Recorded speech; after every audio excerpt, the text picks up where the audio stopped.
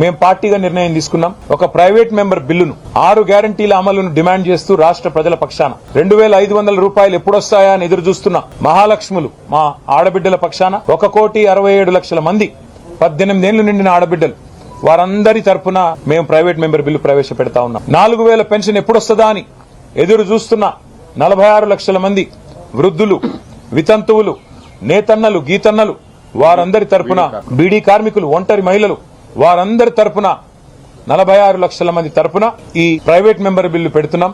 తప్పకుండా ప్రభుత్వం మద్దతు ఇవ్వాలని చెప్పి డిమాండ్ చేస్తా ఉన్నాం.